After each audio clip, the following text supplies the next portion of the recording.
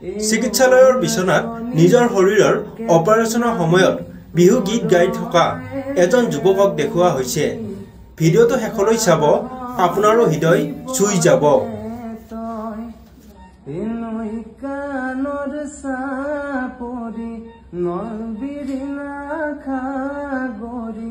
তাৰ মাজত ফুলে নানা ফুল, মাধৈ মালতী ফুল গোন্ধায় আমোল মূলৈ, মাধৈ মালতী ফুল গোন্ধায় আমোল।